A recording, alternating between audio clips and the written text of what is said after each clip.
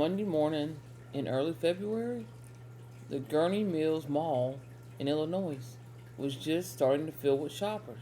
But at 10:05 a.m., the calm was shattered.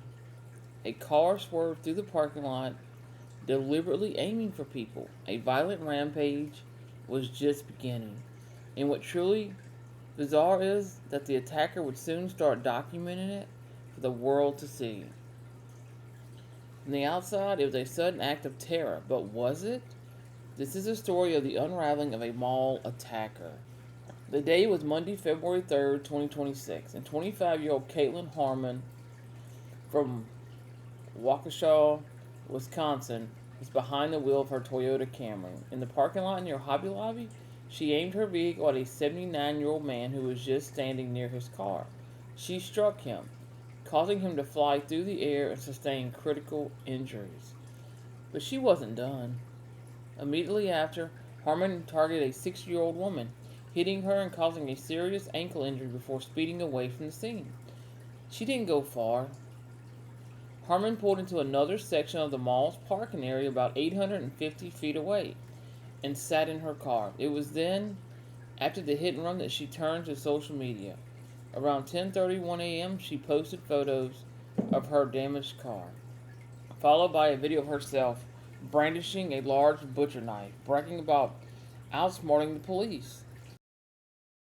Still haven't found me. I guess I outsmarted the cops. God always wins. I'm outside this Panera Bread right next to Gurney Mills. Someone should call the cops on me.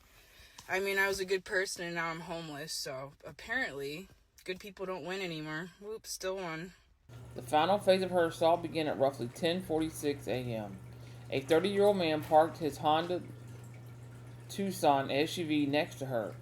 Harmon got out, wielded the same butcher knife from her video, and began striking his window and slashing one of his tires.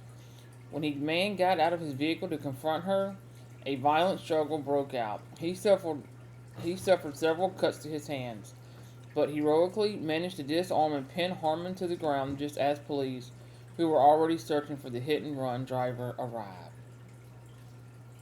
An officer who was canvassing the area for the hit-and-run suspect saw the fight and immediately intervened, ordering them to separate. As Harmon stood up, she aggressively charged towards the officer. This forced the officer to use a taser to finally subdue her, and she was taken into custody. The investigation didn't take long to connect the dots. It was obvious Harmon was the driver from the hit and runs and the assailant in the knife attack. The evidence was overwhelming, and the most chilling part was that she had created it herself. On her public Facebook profile, she had posted a digital trail of her crimes. One post made after hitting two people read, "I ran through the Gurney Mills Mall parking lot and ran over people in the name of the light, good intentions, praise Allah. Hair, Krishna, thank you Jesus."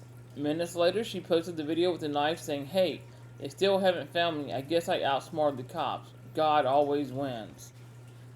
So what could possibly motivate such a senseless and random attack? Investigators found no connection at all between Caitlin Harmon and the three people she targeted. The answer, it seems, came from Harmon herself. During her police interview, prosecutors say she admitted on video that she intentionally drove to Gurney Mills with the plan to murder someone. When detectives asked if she would try to kill again if she were released, she reportedly said yes, her own words, combined with the social media post, paint a damning picture of her intent, even if a clear motive remained a mystery. Police said they were simply random acts of violence. The Lake County State's Attorney's Office filed 9 felony counts against Caitlin Harmon. The charges include 2 counts of attempted first-degree murder, 2 counts of leaving the scene of a crash, and multiple counts of aggravated battery. During a detention hearing, the judge was shown the video of her police interview, citing her admissions and the amount of evidence. The judge ordered Harmon to be held in custody and pending her trial. While the 60-year-old woman and the 30-year-old man were treated for their injuries and released, the 79-year-old man remained hospitalized in critical condition. With Harmon in custody, police assured the public that there was no longer a threat. The case of Caitlin Harmon is a disturbing look at a sudden and very public explosion of violence. If you're interested in more deep dives into complex cases that explore the psychology behind the headlines, make sure you subscribe to the channel. What are y'all's thoughts on this case? Let me know in the comments below. A normal day, a series of random attacks, and a perpetrator who live blogged her own crime spree for the world to see. Caitlin Harmon's rampage left a community shaken and a family praying for a loved one's recovery. While the justice system moves forward, her chilling admissions provide no easy answers, leaving us all with a deeply unsettling question. Could something like this ever be prevented?